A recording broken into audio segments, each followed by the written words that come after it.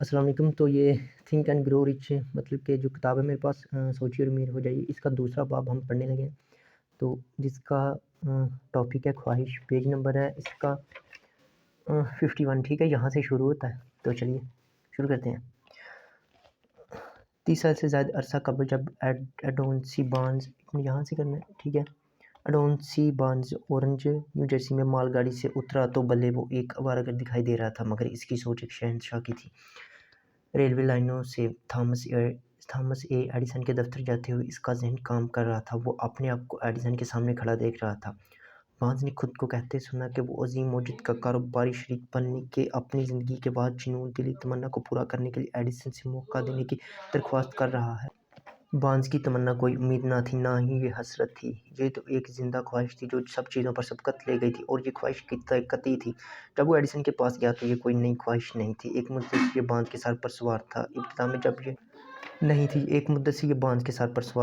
جب یہ خواہش پہلی بار اس کے ذہن میں ابھری تو یہ ایک حسرت تھی، تاہم جب وہ ایڈیسن کے سامنے پیش ہوا تو یہ محض حسرت نہ تھی۔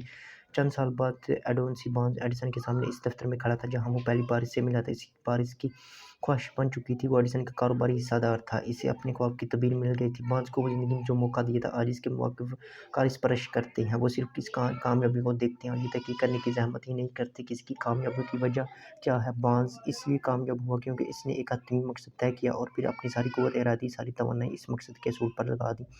وہ پہلے ہی دن ایڈیسن کے کاروبار میں حصہ دار نہیں بن گیا، وہ انتہائی ادنیٰ کام سے آغاز کرنے پر اس وقت تک قانع تھا جب تک وہ اپنے کام اسے اپنے عزیز مقصد کی جانب ایک قدم بڑھانے کا بھی موقع فراہم کرتا ہے۔ ایڈیسن کے ساتھ کام کی ابتدا کرنے کے 5 سال بعد اسے وہ موقع ملا جس کا وہ متلاشی تھا۔ ان سالوں میں اپنی خواہش کی تکمیل کے لیے اسے ایک امید کی کرن بھی نہ دکھائی دی۔ اپنی ذات کے سوا وہ دوسروں کے ایڈیسن کے کاروبار میں ایک ادنیٰ کارکن دکھائی دیتا، مگر اپنے ذہن میں وہ کام کی ابتدا کرنے کے پہلے دن ہی سے ہی ایک لمحہ ایڈیسن کا پارٹنر ہی تھا۔ یہ حتمی خواہش کی ایک نادر مثال ہے۔ بارنز اپنے مقصد میں اس لیے کامیاب ہوا کیونکہ وہ کسی بھی شے سے بڑھ کر ایڈیسن کا کاروباری شریک بننا چاہتا تھا۔ اس نے اپنے مقصد کو حاصل کرنے کے لیے ایک منصوبہ ترتیب دیا اور اپنے فیصلے سے ہٹنے کی تمام راہیں اپنے اوپر بند کر دی۔ خواہش کی دھن سوار ہونے اور پھر اس کے حقیقت بن جانے تک وہ اس پر ثابت قدم رہا۔ جب وہ اورنج ہو گیا تو اس نے خود سے یہ نہیں کہا کہ ایڈیسن کو کسی بھی طرح کی ملازمت دینے پر مائل کروں گا، بلکہ اس نے کہا میں ایڈیسن سے ملاقات کر کے اس سے یہ جتا دوں گا کہ میں اس کے ساتھ کاروبار میں شراکت کرنے آیا ہوں۔ اس نے یہ نہیں کہا میں وہاں چند ماہ کام کروں گا اور اگر میرا مقصد حاصل نہ ہوا تو ملازمت کر کے کہیں اور ملازم ہو جاؤں گا۔ اس نے یہ کہا کہ میں کہیں بھی ابتدا کروں گا، ایڈیسن جو کچھ بھی کرنے کے لیے کہے گا وہ کروں گا، مگر ملازمت ختم ہونے سے پہلے میں اس کا کاروباری شریک بنوں گا۔ بارنز نے یہ نہیں کہا کہ اگر ایڈیسن کے ادارے میں اپنا مقصد حاصل نہ کر سکا تو میں کسی اور موقع پر نظر رکھوں گا۔ اس نے کہا میں دنیا میں صرف ایک ہی شے حاصل کرنا چاہتا ہوں اور وہ ایڈیسن کے ساتھ کاروباری شراکت ہے۔ میں پسپائی کی تمام راہیں مسدود کروں گا اور جو میں چاہتا ہوں اس کو حاصل کرنے کی صلاحیت پر اپنا مستقبل داؤ پر لگا دوں گا۔ بارنز نے اب واپسی کا کوئی ممکنہ راستہ نہ چھوڑا، اسے ہر حال میں کامیاب ہونا یا فنا ہو جانا تھا۔